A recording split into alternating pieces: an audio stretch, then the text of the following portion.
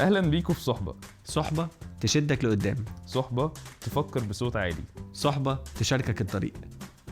عشان صحبة بتفرق. ما اقرب بقى من الميكروفون عشان انت ايه من ساعة ما بدأت انت تعمل حلقات وانت بتخلي صوتك احلى من صوتي. انا مش انا اللي بعدل. في انحياز على فكرة واضح في التعديل عشان تبقى فاهم يعني. مش هيبقى صوت وصورة يعني تبقى انت احلى في كل حاجة. سيب لي حاجة. يا عم لا يا عم انا ما عملتش حاجة. ازيك يا شاذلي؟ الحمد لله. خلود عامل ايه؟ كله حلو الحمد لله. اخبار السمعة ايه معاك؟ الحمد لله طيبة. انت سمعتك طيبة فعلا. الله يكرمك. فيها غرور دي؟ انت اللي قول لي بقى. يعني انا انت محمسني برضه. كل مرة تعمل نفس الموضوع عشان يبقى رياكشنز طبيعية فاهم كده ايه على الحقيقة على طول. ماشي. كنت اشتريت قريب سيرفيس يعني اونلاين كده، هقول لك يعني بالتفصيل دلوقتي. بس الموقف اللي حصل والتعامل ده كله مع الشركة او الصفحة اللي انا اشتريت بتاع كامل على فيسبوك يعني.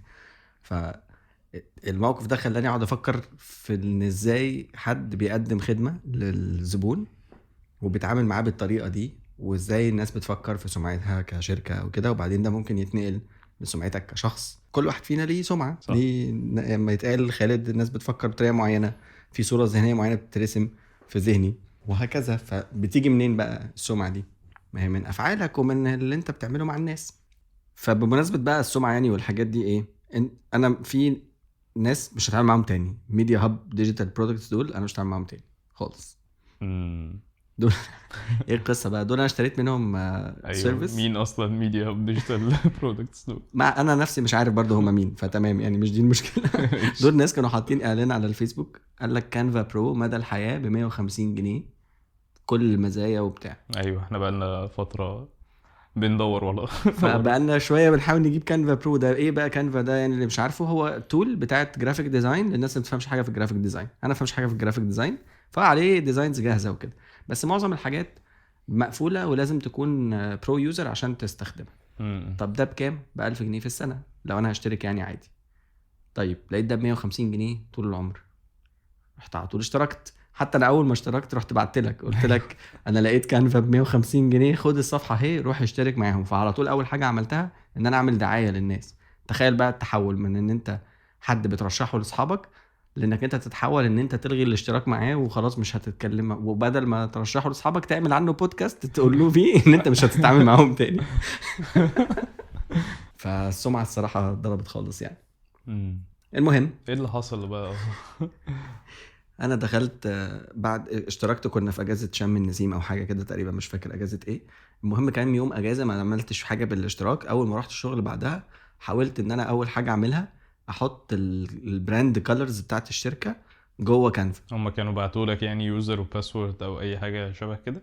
انا ببعت لهم الفلوس وهم بيبعتوا لي انفيتيشن لينك على الايميل بتاعي انا الشخصي، ماشي. وانا بكمل بيه عادي، باكسبت الانفيتيشن. ودخلت في حاجه اسمها ايه، دخلك في حاجه اسمها اوكسفورد يونيفرسيتي. ما فهمتش. المهم ان انا شغال معايا الحاجه بعمل ريسايز، بيعمل ريسايز اللي هي فيتشر انا عارف انها بفلوس. فقلت خلاص تمام كده شغال كويس يعني. فلما جربت احط الالوان، عشان مثلا انت الشركه ليها الوان معينه ما ينفعش تستعمل مثلا لون بينك في برزنتيشن ليه علاقه بالشغل، هم عندهم الباليت بتاعتهم. فعايز احط الباليت دي جوه كانفا عشان ما اقعدش كل مره اجي عاوز اللون اروح اعمل له كوبي وبيستو هنا وكلمه الكلام دوت مش شغاله. ايرور كده بيطلع.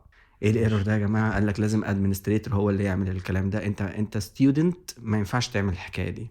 اوكي ماشي مش فاهم حاجه طبعا. رحت باعت له الايرور سكرين شوت، خد يا معلم انا مش عارف احط البراند بتاعتي وبيقول لي انت لازم تعملها لي. رد عليا قال لي ايه بقى؟ يعني بص انا هجيب لك الكلام بالظبط. ده بتاع ميديا مش عارف بتاع إيه. ميديا هاب ده انا بعت له على الفيسبوك بيج بتاعته، ماشي. لقيته بيقول لي انت لا دي غير متاحه للمشتركين للاسف لانها بتقفل حسابات الادمن. فانا هنكت. يعني ايه غير متاحه؟ فبقول له طيب ماشي، هي دي حاجه من المزايا بتاعه البرو وانت كاتب ان ده برو، يبقى انا كده مش معايا المزايا كلها على حاجه، يبقى كان لازم تقول لي ان في حاجات مش موجوده. قال لي لا هي دي في حساب الادمن بس، وكنا بنوفرها زمان بس بقت بتقفل الاشتراك، ومش عشان اشتراك ب 150 جنيه هقفل الاكونت ب 3000 جنيه. اوكي. بس هو قال الكلمه دي من هنا وانا اتحولت بقى. وبيكمل سواء انا بقرا لك من الشات سواء اشتركت معايا او مع غيري مفيش حد بيوفرها في اشتراكات اليوزر. كل اللي بيوفرها الاكونت هيتقفل منه وبينصبوا على الناس. فانا كنت كاتب له قبليها هل ليها حل؟ قال لي حضرتك تستعمل الالوان من التصميم عادي جدا. اللي هو اقعد اعمل كوبي بيست وبتاع عادي هتشتغل يعني انت عرفنا ليه. فانا يعني مش عارف اقول ايه الصراحه. فقلت له هو انت شايف ان الرد ده مناسب ترد بيه على سؤالي؟ قال لي مناسب او لا دي الحقيقه سواء عجبت حضرتك او لا. مش عارف ليه قال لي حضرتك الصراحه حاسس ان الموضوع يعني كفايه تهزيق كده. حاول يحترمك شويه. فكملنا بقى الخناقه. مش لازم ايه احكي لك كل الشات عشان الناس ما تزهقش يعني. طب انا عندي سؤال. هي دي الفيتشر الوحيده اللي مش شغاله؟ ما انا ما جربتش بقى الباقي. هو في فيتشرز شغاله عشان برضو الامانه في حاجات كتير شغاله. والبريميوم تمبلتس شغاله والريسايز شغال. ما جربتش كل الحاجات. في حاجات تانية اصلا كتير في الموقع انا مش بستعملها يعني. بس دي واحده من انا اصلا كنت عايز اشتري البتاعه دي عشانها اكتر ما هي عشان التمبلتس التانية. لان انا بقعد اعمل كوبي بيست الوان كتير قوي ولازم بقعد انقي اللون ده لايق على ده ولا لا وكده. في البريميوم انت لو دوست مثلا اكتشفت بعد كده ما كنتش اعرف يعني. بس انا كنت كل طموحي ان انا اعملش كوبي بيست. لقيت بعد كده انك ممكن تعمل دوس بس على البراند كيت يقلب كل الالوان اللي في الديزاين لالوان البراند من غير ما انت تعملها مانيوال حتى. ايوه. وبيماتش هو بقى ويميكس الالوان وبيليق بقى الالوان على بعض براحته. مش عاجباك دوس تاني يقوم مش هقلب لك الاخضر مكان الازرق والازرق مكان الاصفر يعني لحد ما انت تعجبك التصميم. فخلاص هعمل اديتس صغيره لو عايز. فالموضوع هيبقى اسهل كتير قوي. وانا دي مش مشكلتي اصلا. انا كنت عادي جدا. انا ممكن ب 150 جنيه واخد حاجه ثمنها اصلا 1000 جنيه في السنه ومدى الحياه. فانا عادي يعني ممكن احط لها كوبي بيست. بس انا قلت اما اسال. فما كانش عندي مشكله اتقبل الوضع ده. بس الطريقه دي خلتني لا متضايق جدا. فقلت له انا عايز اتكلم بقى مع المدير بتاعك يعني. شوف انا اصلا مش عارف دي مدير ولا لا ولا صفحه وان مان شو ولا ايه. فقال لي ما انا رديت عليك خلاص. قلت له انا مش عاجبني الرد عايز اتكلم مع المدير اعمل ايه وبتاع. فاداني رقم تليفون قال لي بعت له على الواتساب. فبعت فكلمني الراجل في التليفون اللي هو المفروض انا فهمت يعني هو صاحب الشركه وبتاع. فبقول له الراجل قال لي كذا كذا كذا. قال لي اسمك ايه؟ قلت له كذا. قال لي هخش على الشات واشوفه فاقراه وبتاع. قال لي الراجل بص هو دخلك في قصص انت مالكش دعوه بيها خالص. اشتراك ب 3000 ولا ب 150 والكلام ده مش قصتك خالص. قلت كلام محترم جدا وفاهم. جميل. فيا عم ماشي اللي انت بتقوله على راسي. قال لي بس دي مش بتتوفر ودي فعلا بتعمل لنا مشكله. والموقع سياسات الموقع ومش سياسات الموقع ودي مش موجوده في اي حساب يوزر والكلام ده. قلت له طيب انا دلوقتي الزبون شاف اعلان مكتوب فيه مدى الحياه كانفا برو. فانا اللي فهمته ان كل حاجه في كانفا برو طول العمر ب 150 جنيه. قال لي لا حضرتك مدى الحياه ده اسم الاشتراك مش مدته. يعني ده باكج عندهم اسمها مدى الحياه مدتها اصلا 3 سنين. فانا هنكت تاني. قلت له دي انا فاهمها ازاي؟ انت بتتكلم معاه في التليفون؟ اوكي. قلت له انا افهم منين ان مدى الحياه معناها ان ده اسمه كده؟ مفيش حاجه. هو في حاجه اسمها كده؟ لا مش عقل. قال لي لا حضرتك ده هو اسمه كده. طب انا اعرف منين يا فاهم ان هو اسمه كده؟ انت دلوقتي دلوقتي بقى كان عندي مشكله واحده بقى عندي 3 مشاكل. المشكله الاصليه والطريقه بتاعت الكلام. ودلوقتي ان انا بكتشف ان في حاجات اصلا انا متفق عليها مش حاصله. قال لي يا فندم انا لما قبل ما انت تشترك بعتنا لك رساله وقلنا لك ان الاكونت ده ضمان 3 سنين من عندك من كانفا وضمان 6 شهور من عندي. يعني لو حصل حاجه خلال 6 شهور تجي لي. لو حصل حاجه خلال 3 سنين ساعتها يبقى مشكلتك مع كانفا. قلت له كويس. ضمان يعني ايه ضمان؟ يعني لما بعد 3 سنين لو حصل مشكله احلها على حسابي. بس الحاجه لسه شغاله. يعني انا اجيب ثلاجه يقول لي ضمان 5 سنين. بعد 5 سنين الثلاجه تبوظ يعني الثلاجه تقف. هو ضمان 5 سنين معناها ان هي هتفضل شغاله معاك بس لو حصل فيها مشكله هتصلحها على حسابك. قال لي يا فندم وانا ببيع لك ثلاجه؟ انا مش ببيع ثلاجه. قلت له انا مش بقول لك ببيع ثلاجه. انا بتكلم في كلمه الضمان يعني ايه. ايه؟ مثال. قال لي لا ضمان يعني هي دي مده العقد. طب احنا بقى هنبدا نعيد بقى نتعلم عربي من الاول كلنا عشان انا مش فاهم حاجه دلوقتي. لا فاهم يعني ايه مدى الحياه ولا فاهم يعني ايه ضمان. فهنا كان المساله بالنسبه لي مساله ماركتنج بحت. وعد وايه واللي انت لقيته. انت وعدتني بمدى الحياه طلعت 3 سنين وعدتني بانها كانفا برو طلعت فيها حاجات ناقصه.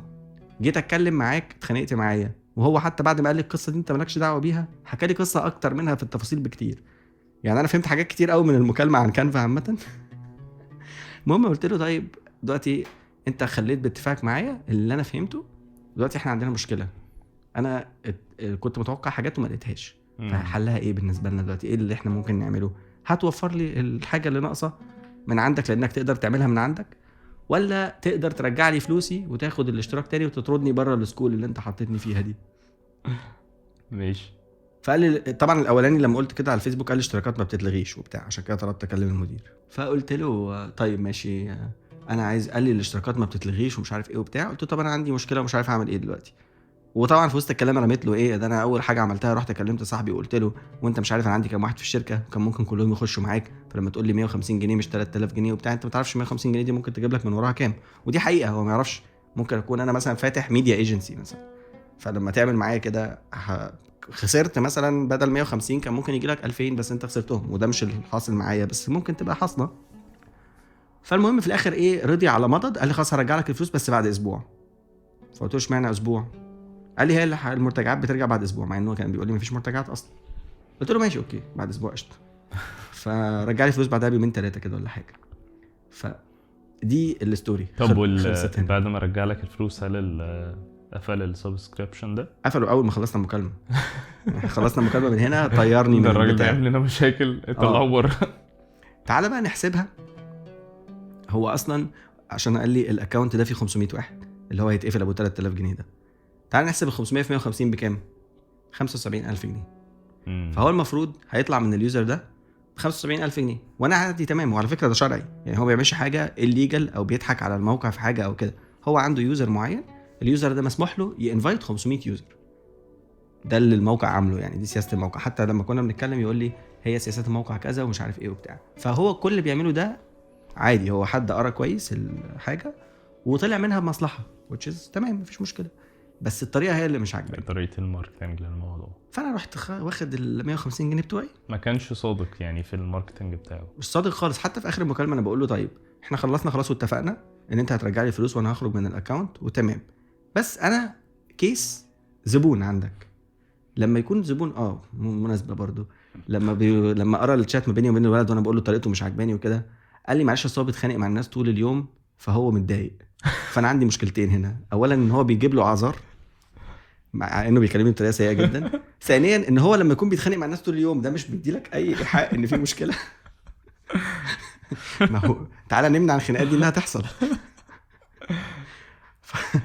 فليه بقى بتحصل؟ لاني لما بقول له في الاخر بمنتهى الامانه وان انا نفسي فعلا اقول له حاجه مفيده كفيدباك، يا باشا غير الاعلان، لان الاعلان كله اخطاء مدى الحياه دي ما تنفعش.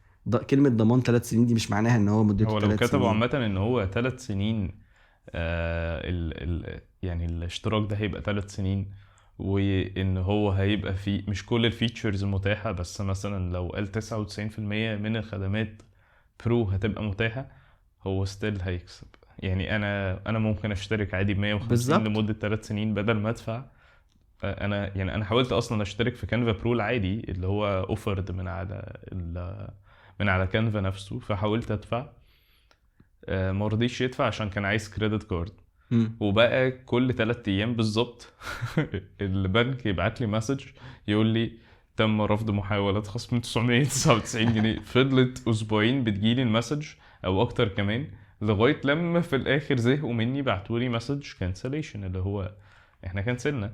فانا حاولت ان انا اشترك بالفيزا بتاعتي العادي، ما عرفتش. ثانيا كنت هدفع رقم كبير جدا، يعني انا هدفع دلوقتي كمان رقم انا مش عارف على مدار السنه دي انا هل هستفيد بالرقم ده فعلا كبقى فاليو. كفاليو انا دفعته، فانا هستفيد بقى بالفاليو ده بانتاجيه من كانفا برو ولا لا. فانا ممكن ابقى محتاج بس اصلا الحاجات اللي هي بتبقى يعني مش ممكن ما ابقاش محتاج البراند كات دي خالص. صح. هو ده فعلا حال معظم الناس، او هتتعب نفسك شويه وتقعد تعمل كوبي بيست، ودي حاجه انا كنت قابلها، انا كنت موافق عليها. ايوه بس هي الطريقه بقى هي اللي كده. فهيكسب طبعا. حط بس الاعلان دقيق، او يا سيدي اكتب انه كل حاجه ما عدا كذا. على فكره انا كنت هشتري برضو يعني لو انا كنت قريت كده في الاول كنت هشتري برضو، كنت هبقى مبسوط عادي، وكنت هبقى زبون كويس وهعمل بروموترز قد كده للشركه. بس هي الطريقه كلها، الفكره كلها في الوعد. ايه الوعد وايه التوقع اللي انت بنيته عند الشخص اللي قدامك، وبالتالي لما يشوف افعالك تبدا تتبني سمعتك من هنا بقى، ويبدا يتكلم عليك بقى من وراك. هيتكلم عليك ازاي؟ هيقول كلام كويس ولا هيقول كلام وحش؟ ويتحول من شخص بيدافع عنك وبيروج ليك لشخص بيهاجمك وبيروج ليك بالسلب، او العكس، تحول من شخص كان عنده مشكله لشخص. احنا بقى يعني اشتغلنا في خدمه العملاء كتير، فعندنا حاجات كتير نقولها هنا. نقعد ندي سيشنز دلوقتي للناس. بس فدي التجربه يعني حبيت اشاركها معاك. على موضوع السمعة ده برضو هفكرك بحاجة. يعني كان في واحد صديق مشترك بينا قالها، مش عارف المفروض اقول اسمه في الموقف ده ولا لا، بس يعني خليني ما اقولش اسمه.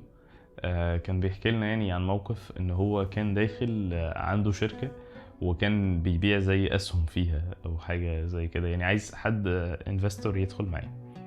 فكان رايح وقاعد معاه بقى في ميتنج وعمال يبريزنت، وهو بيحكي لنا يعني على البرزنتيشن لو فاكر، وعمال بقى يقول له واحنا في خلال مش عارف قد ايه، زي الشغل اللي بيحصل بالظبط في شارك تانكس بقى، بس يعني behind the scenes مفيش كاميرات خالص. وهو قاعد بقى بيشرح له وطلعنا عينه بيحكي لنا ساعة ونص مفيش. الراجل يعني رجل ورا ورجل قدام زي ما بيتقال كده. وبعدين قال له ايه، وبرضه ده انا معايا فلان الفلاني داخل معايا بانفستمنت في البروجكت ده. قال له انت معاك كذا؟ قال له ده داخل معايا وكذا وبنسبة كذا يعني، او مش فاكر التفاصيل بالظبط اللي اتقالت. راح قال له خلاص انا معاك.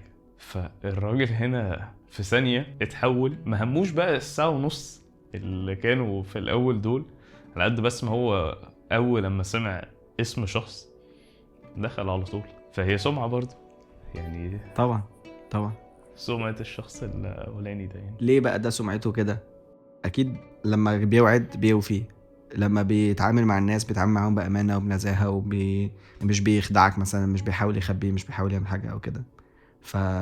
فلما تيجي مثلا تحط اعلان زي ده، انا نسيت اكمل لك حته الفيدباك دي، لقيته بقول له يعني الحاجات دي، النقط دي خادعه شويه، فغيرها انت في الاعلان بتاعك. انا كده مش معاك، بس نصيحه. قال لي الاعلان بتاعي ما فيهوش اي مشكله.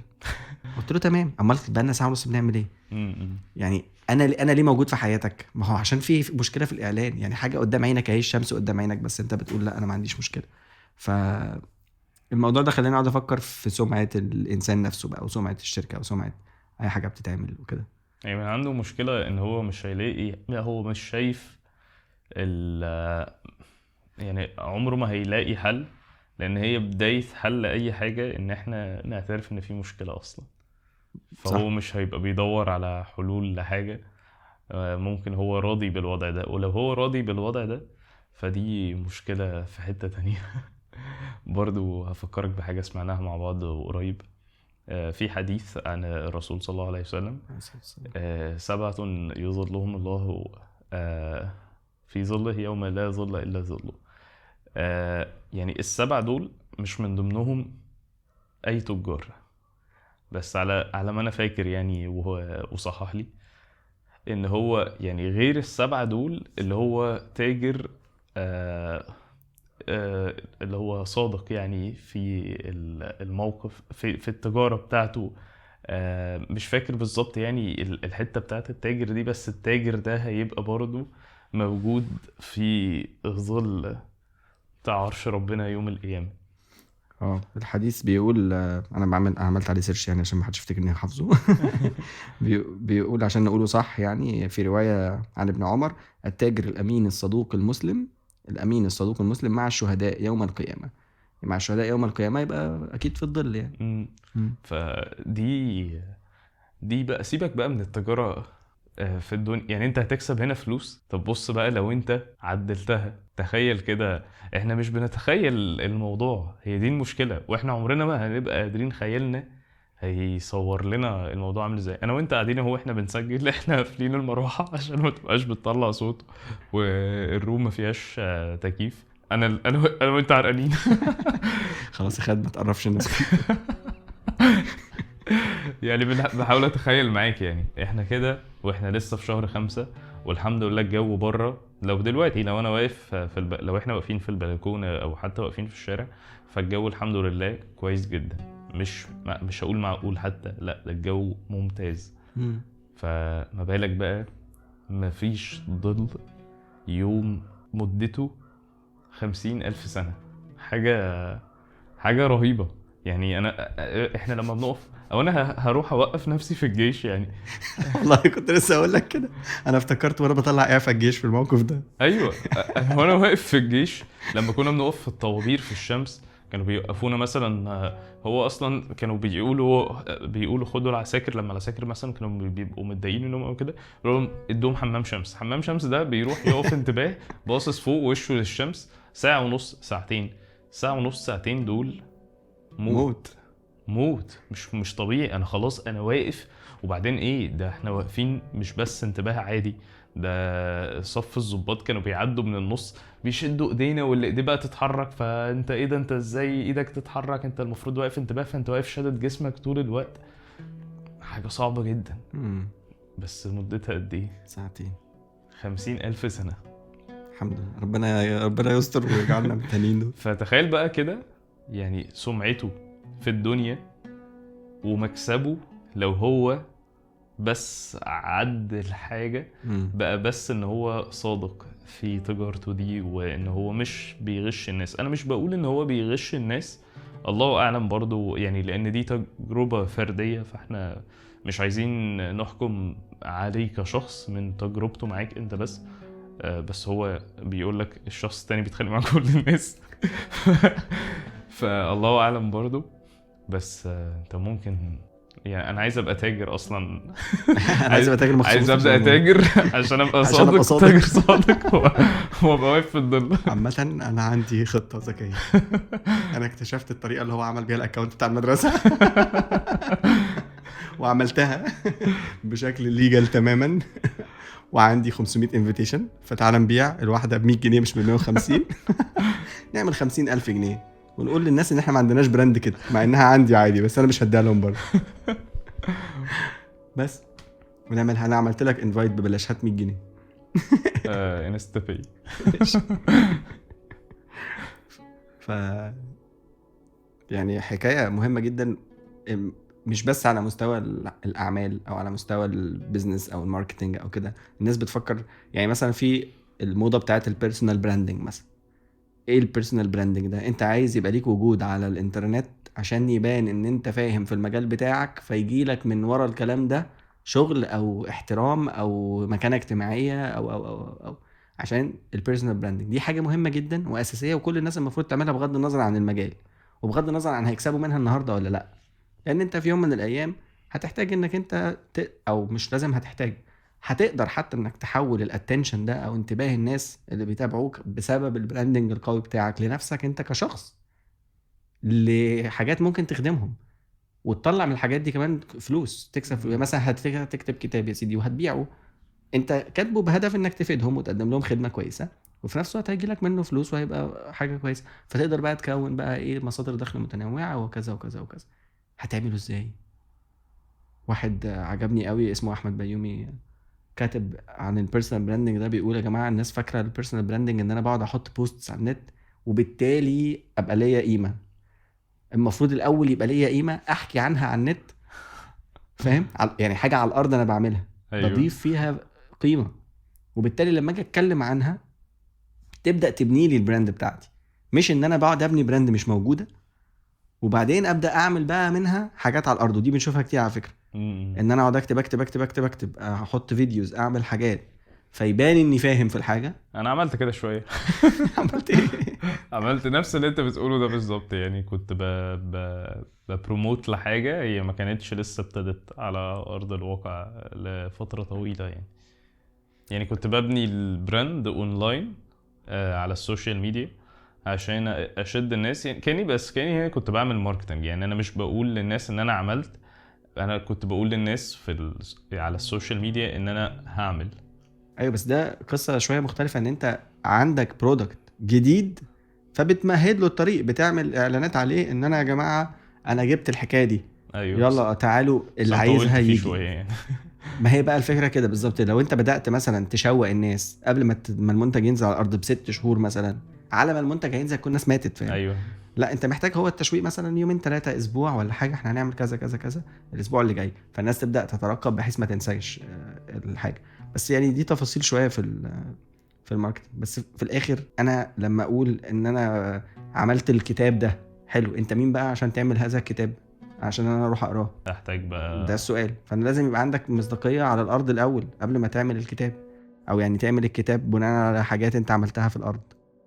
او ابقى عملت الكتاب وتبقى هي دي الحاجه اللي انا عملتها على الارض، واروح على السوشيال ميديا اقول ان انا عملت كتاب، واشرح بقى انا مين وانا عملت الكتاب ده ليه، يبقى هو الكتاب اصلا هي دي الحاجه اللي اتعملت على الارض. يعني ممكن تبقى معكوسه كده تمشي برضو. بس يعني البراند بتاعتك مش هتتكون مش هتتكون او خلينا اقولها بالشكل ده، لو كانت البراند بتاعتك كلها اونلاين بس، اونلاين بس بمعنى مش ان انت بتعمل حاجات بتضيف قيمه اونلاين، يعني انت ممكن تكون بتعمل كورسات اونلاين ودي شغلتك، بس بتضيف قيمه حقيقيه، قصدي في تعامل مع ناس بجد وكده. يعني لو براند مش بالونه من الاخر، انت نافخها مع نفسك كده في حالك، ونافخها، ما انت ممكن اي حد يعمل لنفسه ديزاين وموقع وبتاع وخلاص نفخ البالونه اهو، هاتوا بقى شغلوا معاك. يعني بناء على النفخه دي انت عجبك، قلت تعالى يا فلان اعمل لي تريننج عن الموضوع اللي انت بتتكلم فيه ده. ايوه فهمتك. هيجي هيديك تريننج ما لوش علاقه بالواقع، صح. لانه مش صناعي، ما جربهاش. ودي كانت يعني مشكله من مشكلات التنميه البشريه وقت ما كانت موضه في مصر. عارف اللي هو ايه، العلاج بالطاقه واحنا هنكسر الحيطه. كان ده في لسه موضه بس خفت شويه دلوقتي، يعني فاهم، الموضه بتتنوع يعني. في موضات تانية عادي. ايوه نرجع لحلقه الموضه ايوه ونشوف الحلقات اللي فاتت ونتفرج على الحلقات الجايه وننزل نبص على المصادر اللي احنا عمرنا ما حطيناها عشان ما فيش مصادر اصلا. مصادر خيالنا خالد وشاذلي احنا المصادر. وما ننساش نعمل شير وسبسكرايب وبتاع. برضه موضوع شير وسبسكرايب ده بيعصبني قوي.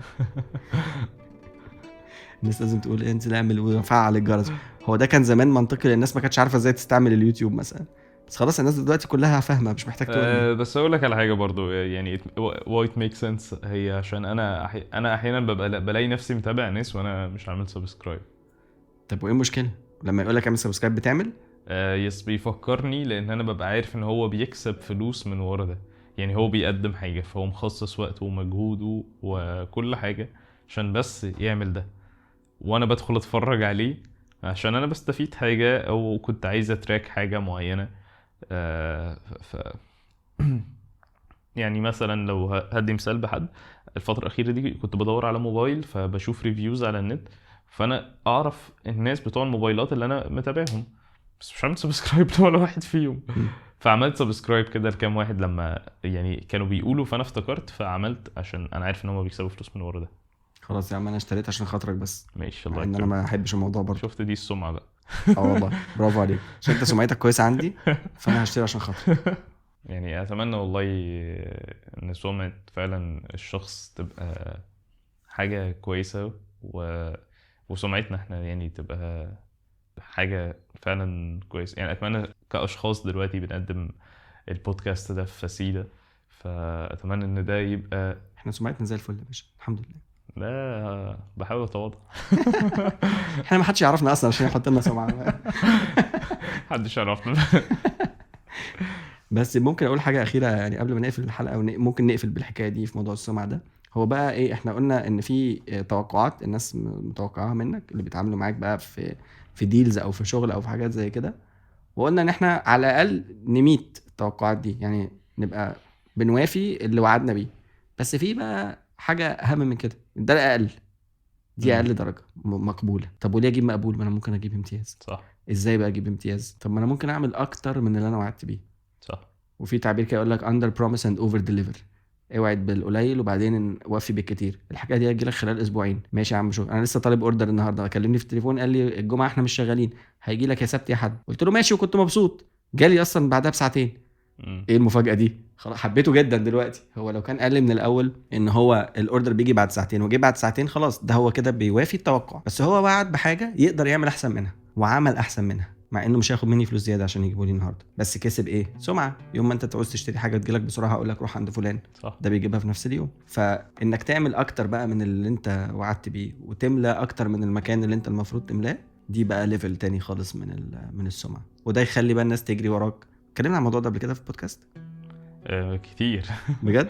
انا مبتسم بس مش عشان احنا اتكلمنا عليه، بس يعني في موقف مشابه لحاجه زي كده حصلت معايا النهارده. ايه اللي حصل؟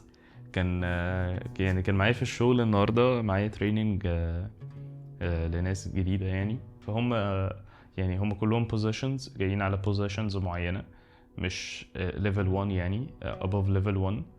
فكان في حد ليفل 1 جاي يشتغل قدامهم عشان هم يبقوا شايفين الشغل على ارض الواقع بيبقى شكله عامل ازاي. حاجه احنا بنقول عليها في الشغل شادوينج، بس يعني مش كل الناس هتبقى عارفه المصطلح ده. يعني هو بيشتغل قدامهم فهم يشوفوا ازاي بقى الشغل على ارض الواقع فعلا. فالطبيعي بيبقى عامل ازاي في الشادوينج ده؟ بيبقى ليفل 1 ده جاي مطلوب منه ان هو بس يشتغل على شيرد سكرين، فاحنا كلنا شايفين هو بيعمل ايه. فخلاص احنا يعني فهمنا المعلومات، وبنشوف بقى الشغل نفسه بيتنفذ ازاي على ارض الواقع. فهي بنت يعني كان اسمها ندى، فكانت اكتف جدا وعماله تتكلم وتقول كل حاجات بتحصل وحاجات مش بتحصل في الوقت الحالي اللي هي كانت موجوده فيه. وكانت مهتمه جدا بامر الناس، لان الناس دي يعني لسه هيعدوا على حاجه زي امتحان كده. فعماله تديهم في نصايح في نصايح في نصايح في نصايح، واعملوا وسووا وتحكي وتشرح، وعامله مجهود جبار ما شاء الله. يعني عمري ما شفته في الوقت بتاع الموضوع ده غير مع البنت دي. يعني قصدك ان في ناس كتير عملت شادوينج قبل كده ولا بس حد عمر فيهم ما حد عمل زيها كده خالص. فهي ما كانتش حتى تعرف ان هم بوزيشنز، هي فاكراهم في نفس ليفل 1 بتاعها. فبتكلمهم من الحته دي. فكان الوضع جميل جدا، كنا كلنا مبسوطين.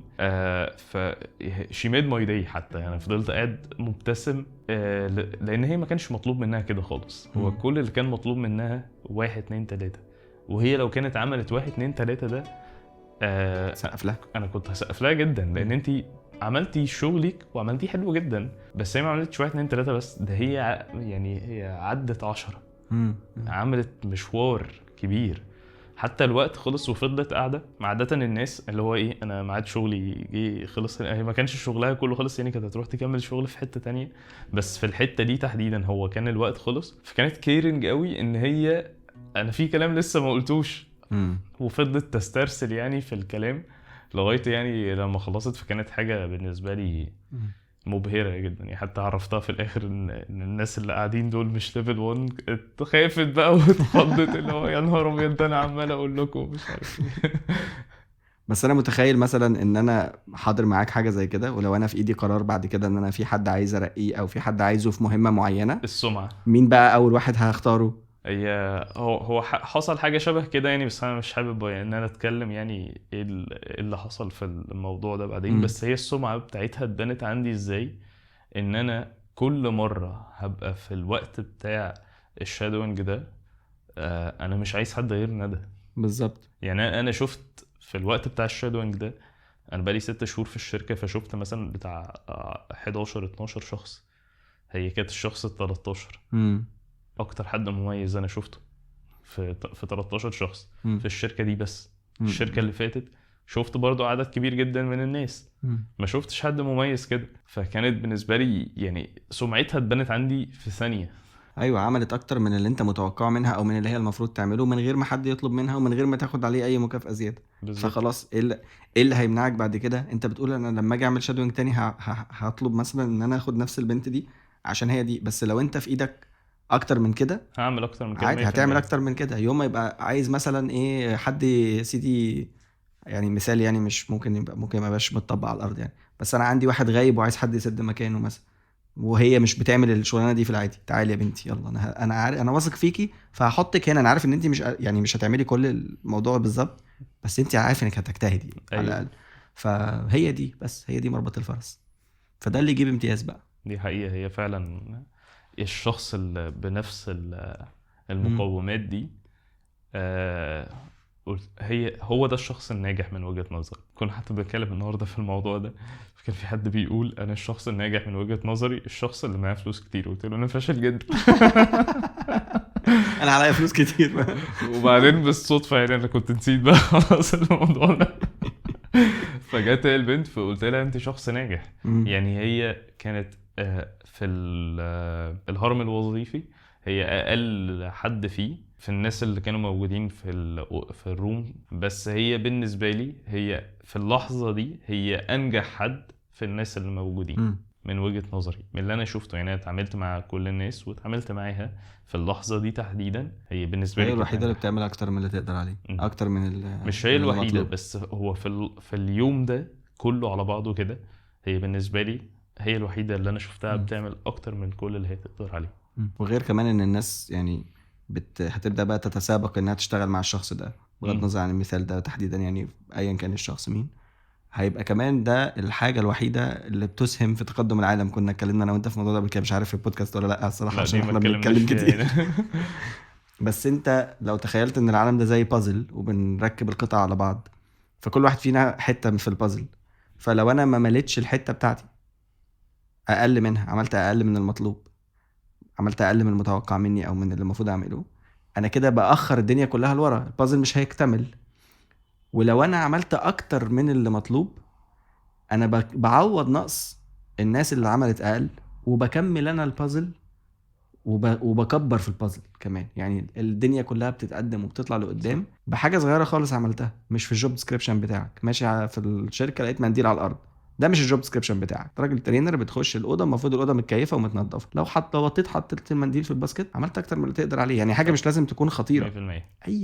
اي حاجه دخلت بس تسلم على الناس وتبتسم كل يوم. انا دي بسميها في قاموسي الواجب الاجتماعي. انا مش عارف هل المصطلح ده موجود ولا لا، بس انا من واجبي الاجتماعي، من الحاجات اللي انا حاططها لنفسي، يعني من الحاجات المهمه، ان انا اخلي الناس اللي حواليا تكون مبسوطه. يعني ابقى ماشي في الشغل عامل النهارده قرف، الناس مش شايفاك بس هو تنح وبعدين قال ايوه. فبحاول بقى افك الناس وبتاع، يعني الناس يومها يعدي وبقعد انكش فيهم. في واحد صاحبي بيقعد يقول لي انت جولدن ريتريفر، اللي هو الكلب الجولدن يعني. انت ليه اصحابك كلهم بيشبهوك بحاجات غريبه كده؟ بس ده في الشغل يعني. بيقول لي عشان انت عامل فايب زي الكلب الجولدن، يعني اللي هو بيقعد يلعب كتير وكده. قلت لي كده، قال لك ايه؟ قال لك انت مضرب دماغي. مضرب دماغ. لا اتبهدلت. خالد ده حاجه منوره كده في الضلمه، مضرب دماغ. مش عارف كمان المثال ده ازاي، مسخره. انا بيتهيألي الدنيا بقت حر قوي، تعالى نوقف بقى عشان نشغل مروحه. نورتنا يا خالد والله، اتبسطت بالقعده معاك كالمعتاد. من غير صديقي، الى اللقاء، الى الحلقه القادمه.